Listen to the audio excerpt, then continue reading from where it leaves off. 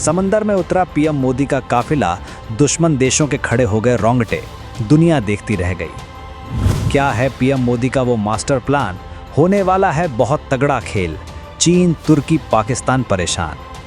PM Modi की एक तस्वीर से हिल गया पूरा देश। अब भारत करेगा वो काम, दुश्मनों का काम तमाम। समंदर में अपना काफिला लेकर पीएम मोदी उतरे और कुछ ऐसा कर दिया जिसके बाद चीन के होश उड़ गए हैं। सड़क पर पीएम मोदी का भौकाल तो सबने देखा है, लेकिन समंदर में पीएम मोदी का काफिला देखकर कई दुश्मनों के होश उड़ गए होंगे। समंदर में पीएम मोदी की याट जैसे जैसे आगे बढ़ रही थी, वैसे वैसे भारत के दुश्मनों की धड़कनें भी तेज हो रही थी। पीएम मोदी के चारों तरफ कमांडोज और स्पेशल सिक्योरिटी ऑफिसर्स का घेरा है, जो अलग अलग यार्ड से पीएम मोदी का सुरक्षा कवच बनकर चल रहे थे। पीएम मोदी के काफिले वाली ये तस्वीरें मालदीव की राजधानी माले से आई हैं। मोदी के ऐसे काफिले को देखकर लोगों के रोंगटे खड़े हो जा रहे हैं। पीएम मोदी मालदीव के समंदर से दुनिया को भारत का जलवा दिखा रहे थे और उधर मालदीव से कुछ ही दूर एक छोटे से आइलैंड को खाली कराने की तैयारियां चल रही थी। इस आइलैंड को भारत ही खाली करवा रहा है, लेकिन छोटे से आइलैंड से भारत कितना बड़ा धमाका करने वाला है वो जानकर आपके भी होश उड़ जाएंगे। पीएम मोदी माले के प्रतिष्ठित रिपब्लिक स्क्वायर में आयोजित स्वतंत्रता दिवस समारोह में मुख्य अतिथि के रूप में शामिल होने के लिए मालदीव पहुंचे थे। उसी मालदीव में जो कुछ समय पहले भारत को आंखें दिखाने की जरूरत कर रहा था, लेकिन पीएम मोदी ने बिना कुछ बोले सिर्फ एक फोटो से मालदीव को घुटनों पर ला दिया। जिसके बाद मालदीव के राष्ट्रपति, जो कुछ महीने पहले भारत के खिलाफ जहर उगल रहे थे, वो खुद पीएम मोदी के स्वागत के लिए रेड कारपेट बिछाए बैठे थे।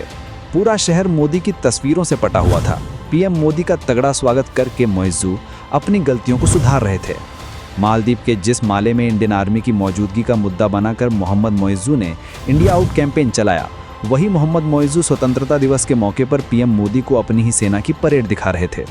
रक्षा मंत्रालय की बिल्डिंग पर पीएम मोदी की बड़ी तस्वीर भी लगाई, और ये सब हुआ है पीएम मोदी की उस एक फोटो से, जिसके बाद पूरा भारत मोदी के साथ खड़ा हो गया था। स्वतंत्रता दिवस समारोह में इस धमाकेदार स्टाइल में जब पीएम मोदी निकले तो दुनिया देखती रह गई। मालदीव की आंखों पर चीन, तुर्की और पाकिस्तान ने जो पट्टी बांध रखी थी, वो शायद अब हट चुकी है। दुनिया के मैप में जहां मालदीव है, वो भारत के लिए एक बहुत बड़ी ताकत है और एक बड़ा खतरा भी।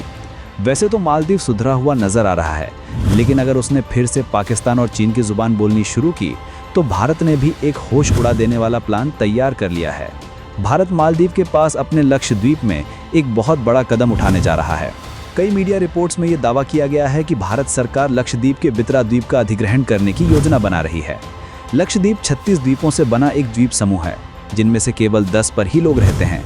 इन 10 द्वीपों में सबसे छोटा बितरा द्वीप है, जो लक्षद्वीप के उत्तरी इलाके में स्थित है। बितरा द्वीप की लोकेशन बेहद ही स्ट्रेटेजिक है। बितरा द्वीप इतना छोटा है कि यहाँ सिर्फ 271 लोग ही रहते हैं, लेकिन भारत के लिए ये द्वीप किसी खजाने से कम नहीं है। दावा किया जा रहा है कि भारत सरकार बितरा द्वीप पर एक बड़ा नेवल बेस बनाने की योजना बना रही है। यहाँ पर भारत के युद्धपोत, फ्रिगेट्स और डिस्ट्रॉयर्स तैनात किए जा सकते हैं। लक्षद्वीप के 2 द्वीपों पर पहले से ही भारत ने नेवल स्टेशन बना रखे हैं। कावारत्ती द्वीप में बना इंडियन नेवल स्टेशन द्वीप रक्षक और लक्षद्वीप के मिनिकॉय द्वीप में बना जटायु इंडियन नेवल स्टेशन। अब अगर बितरा द्वीप पर भी भारत ने नेवल स्टेशन बनाया, तो ये लक्षद्वीप का तीसरा द्वीप बन जाएगा जहां भारतीय सेना पहुंच जाएगी।